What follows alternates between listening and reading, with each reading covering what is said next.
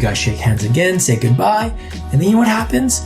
The hiring manager beelines it to the HR director's office, shut the door, sit down, and they have a discussion about you. Hey guys, it's Brian, also known as the One-on-One Mentor, where my goal is to help you guys create a life that you're proud of. And if you like today's video, if you like the content that I provide in this channel, please hit that subscribe button. All right, so what exactly is the hiring manager saying about you after the interview? Well, I'm gonna be sharing 5 things that they talk about. And the first one really is that they want to know if you're in it for the long haul. They want to understand if you're just using this job as a stepping stone or if you're gonna be there in the company for a while so they can get a proper return on investment. I mean, if you're only in there for a year and then you're gone, I have to hire another person all over again, train that person all over again. I got nothing out of it because it took a whole year to train you. If you're only there for the year and you're gone, it's really not beneficial to me. It's not beneficial to my team. It's not beneficial to the company. We definitely want to understand and have a conversation and see what the HR perspective is with regards to that issue. And the second thing we talk about is probably the obvious one, and that is your competency. What is your skill set like? Are you good at your job? Could you be good at that job? What kind of technical expertise do you bring to the table? Or do I have to train you all over again, teach you new things? Are you someone that can just get into the role and start and just charge ahead with very, very little training? Or do I have to show you the ropes and coach you throughout, and where there's a learning curve and it's going to take mentoring and coaching to get you to where I want you to be? The other thing that we talk about are your strengths and in particular your weaknesses. Now, it's not to pick on you, but it's to understand, is your weakness really a weakness? Now, to me, a weakness is a weakness if it's going to hurt you within the specific context of your role. For example, if you're an introvert, but you don't have to do any talking, it's not a weakness. It might be a weakness to you in your own personal life, but it's not a weakness when it comes to your specific role. One of the biggest weaknesses you have is that you can't get along with others, and I have a team. That's definitely going to be an issue. But along with that, I also want to know what your strengths are. I want to know what I can double down on, what I can coach you on, what I can send you on other training courses and really build you up on your strengths. Because if you have a good strength that's got a lot of potential, I know I can invest in that, build you up. You're going to reap huge rewards, not only for the company in the short term, but probably for your own career in the long term. Now, if you are enjoying the tips so far and the insight so far, please let me know in the comment section down below.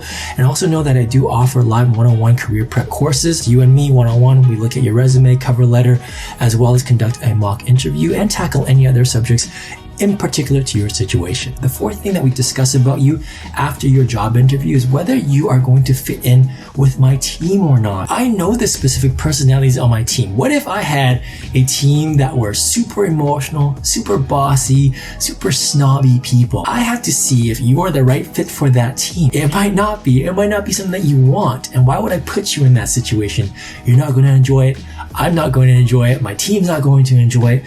So it's really important to understand how you fit with the rest of the team. Are you going to help the dynamic, hurt it, or actually help them grow? And sometimes as a hiring manager, you get lost in the technical aspects. Maybe you're so results driven and your expertise with regards to your specific department or subject is so high, you're so focused on the metrics that you lose sight on the people aspect of things. And that's why having that conversation with the HR manager is a good thing, because they have the softer skills, that other perspective when it comes to assessing you for your fit with the team. Now, the next thing that we talk about, and this is a sensitive one, and that is money. I need to know how much you're going to cost us, right? I need to know if you're going to fit within my budget. And on top of that, I need to know what salary range is going to keep you happy, right? Because I want you to come into the role happy. I want you to come in ready to go and really willing to contribute and happy to be there and wanting to be there. And part of that is making sure that you're compensated well. I'm not here to necessarily get you for as cheap as possible. At the same time, I have to know what your salary expectations are. I'm sure you've had conversations with the HR manager in other interviews already. So it's really important for me to assess, what am I really dealing with? How much negotiation room is there? What's important to you? Is it maybe flexibility? Is it work-life balance? Is it the ability to work from home? Is it being able to pick up your kids? Or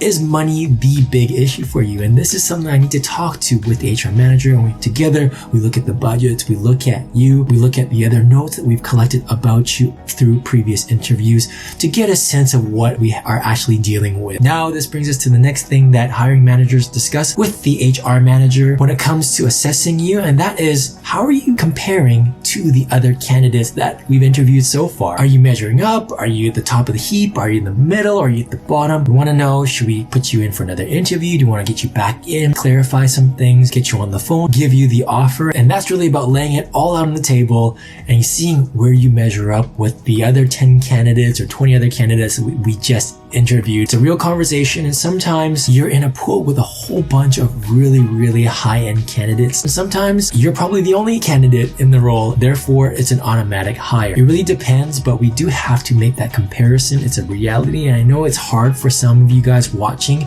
to understand that. I've had people call me up pissed off because they felt that they had the right qualifications, they were the best person for the role, and they just gave me nothing but attitude. Somehow they found my number, they wanted me to answer and tell them why I didn't hire them. It's never a fun moment, never a fun conversation to have. You're looking at wage, you're looking at fit for the team, you're looking at all these variables that may not be in your control, and that's just the reality of it. One factor to keep in mind with regards to everything I just said is that it's so important to make a really strong impression. You have to remember that the hiring manager just met you like 10-15 minutes ago. If you made a really strong impression, that person is going to remember that and also translate and download that impression over to the HR manager and really sell you on it. So it's really important that you really impress during the interview. And if you haven't yet, definitely check out my other video on how to do exactly that, as well as my other videos on career tips, career advice. Now guys, if you have a question that you want me to answer in a future video, remember I tackle the big buckets in life, go to my website 101mentoring.com, submit your question to me directly and I'll answer a video just like this. Guys, thank you so much for watching, and I'll see you next time. Cheers.